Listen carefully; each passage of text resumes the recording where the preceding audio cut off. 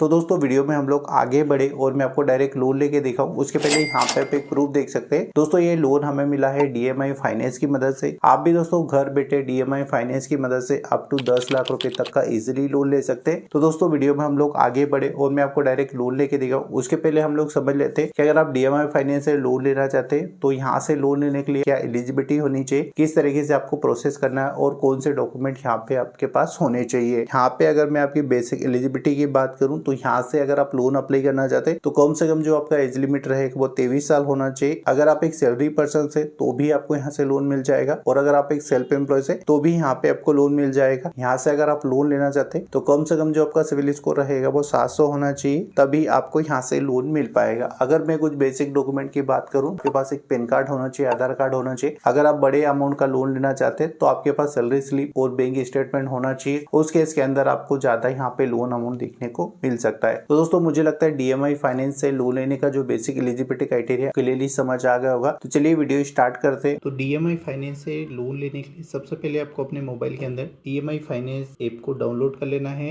जैसे ही आप ऐप को डाउनलोड करेंगे इसको ओपन करना है आपको। जैसे ही ओपन करेंगे तो कुछ इस तरीके का इंटरफेस आपको ये शो करेगा। तो मैं आपको रिकमेंड करूंगा आपको यहाँ पे डायरेक्ट लोन के लिए अप्लाई नहीं करना है। यहाँ पे देखिएगा ऑप्शन आएंगे चेक योर क्रेडिट स्कोर, आपको एक बार इसके ऊपर क्लिक करना है। यहाँ पे आपका मोबाइल नंबर, आपका फर्स्ट नेम, मेल फीमेल, आपका पैन कार्ड नंबर, आपका ईमेल आईडी, आपके घर का पता और जो भी बेसिक इन्फॉर्मेशन मांग रहा है सारी आपको यहाँ पे भर देनी है। सभी बेसिक डिटेल्स भरने के बाद चेकबॉक्स लगाइएगा, कंटिन्यू के ऊपर क्लिक करेंगे। जैसे आप कंटिन्यू के ऊपर क्लिक करेंगे यहाँ पे आपको अपना सिविल रिपोर्ट आइडेंटिफाई कर लेना है। जैसे आपका सिविल रिपोर्ट यहाँ पे आइडेंटिफाई होगा, यहाँ पे आपका सिविल शो करने लगेगा। उसके 8 दिन के बाद ही आपको लोन के लिए अप्लाई करना है। सीधे आप लोन के लिए अप्लाई करेंगे तो यहाँ पे लोन रिजेक्शन के चांसेस है आपके काफी ज्यादा बढ़ जाएंगे। यहाँ पे भी देखिए 2 टाइप के यहाँ पे लोन अवेलेबल है, एक है पर्सनल लोन, दूसरा यहाँ पे बिजनेस लोन। तो आपको पर्सनल लोन के लिए अप्लाई करना है। बिजनेस लोन के अंदर काफी सारे डॉक्यूमेंट लगते हैं, इसको आपको अप्लाई नहीं करना। तो यहाँ पे देखिए एक ऑप्शन है रीसबमिशन जनवरी, आपको इसके ऊपर क्लिक करना है। फर्स्ट टाइम में सबमिशन का ऑप्शन आएगा। मैंने यहाँ पे कुछ डिटेल्स भरी थी इसलिए मुझे यहाँ पे ये दिखा रहा है। तो यहाँ पे देखिए आपको लोन कैसे मिलेगा पहले हम लोग वो समझ लेते हैं, फिर आगे की प्रोसेस करते हैं। आपको अपनी जो वर्क डिटेल्स है वो भरनी है, अपनी इनकम वेरीफाई करना है, सिलेक्ट जो भी लोन ऑफर रहेगा उसको सिलेक्ट करेंगे, अपना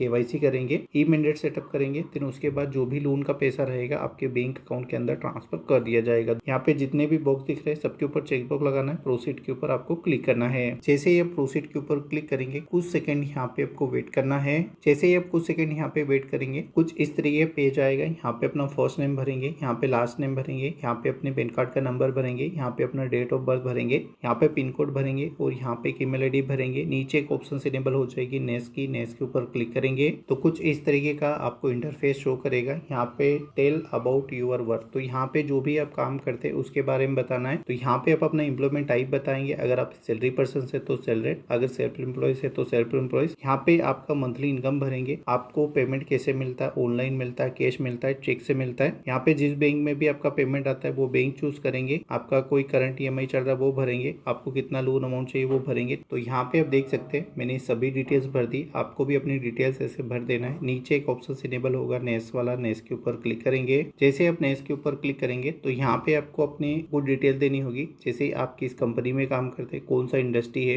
यहाँ पे एक ईमेल आईडी भरना है ऑफिस की, यहाँ पे आपको बताना है घर आपका खुद का है, रेंट से रहते हैं। यहाँ पे अपना एजुकेशन बताना है, यहाँ पे आपको बताना आप लोन क्यों लेना चाह रहे हैं। तो यहाँ पे हमने सभी डिटेल्स भर दी। यहाँ पे एक ऑप्शन से कंटिन्यू, कंटिन्यू के ऊपर आप क्लिक करेंगे। जैसे ही आप क्लिक करेंगे आपके सामने ये वाला पेज आएगा। यहाँ पे आपको अपनी इनकम वेरीफाई करानी होगी। तो यहाँ पे देखिए कुछ तरीके हैं जिनकी मदद से आप इजिली अपनी इनकम वेरीफाई करा सकते हैं। लिंक योर बैंक अकाउंट जो OTP से हो जाएगा, दूसरा आपके पास बैंक स्टेटमेंट है वो कर सकते हैं, लिंक योर इंटरनेट बैंकिंग, तीनों की मदद से हो जाएगा। बट सबसे जो इजी तरीका है OTP वाला, आपको इसको यहाँ पे चुन लेना है। ये RBI का जो एग्रीगेटर रहेगा वो इजिली कर देगा OTP से। तो पहले वाले पे चेकबॉक्स रहने देंगे। नीचे एक ऑप्शन से कंटिन्यू के ऊपर क्लिक करेंगे। जैसे ही आप कंटिन्यू के ऊपर क्लिक करेंगे कुछ इस तरीके की इंटरफेस आपको ये शो करेगा। तो जो भी मोबाइल नंबर आप देंगे या आपकी बैंक के अकाउंट के साथ लिंक है उसके ऊपर एक OTP आएगा, उस OTP को यहाँ पे भरेंगे, लॉगिन के ऊपर क्लिक करेंगे। जैसे ही आप लॉगिन के ऊपर क्लिक करेंगे आपके जितने भी बैंक अकाउंट रहेंगे सभी के सभी आपको ये शो करेगा। तो जिस भी बैंक अकाउंट में आपकी सैलरी वगैरह आती है वो यहाँ से आपको चूज करना है। बैंक अकाउंट चूज करने के बाद यहाँ पे देखिए डन की ऑप्शन आएगी, डन के ऊपर क्लिक करेंगे। जैसे ही आप डन के ऊपर क्लिक करेंगे कुछ इस तरीके का इंटरफेस आपको ये शो करेगा। तो यहाँ पे देखिए आपको एक ऑप्शन मिलेगी अप्रूव बोथ, आप इसके ऊपर क्लिक करेंगे। जैसे ही आप अप्रूव बोथ के ऊपर क्लिक करेंगे तो कुछ इस तरीके तरीके का आपको ये इंटरफेस शो करेगा, यानी आपका जो भी बैंकिंग का स्टेटमेंट डाटा रहेगा वो सक्सेसफुली यहाँ पे फेच कर लिया जाएगा। यहाँ पे एक ऑप्शन आपको देखने को मिलेगी, क्लिक हियर टू कंटिन्यू। आप इसके ऊपर क्लिक करेंगे।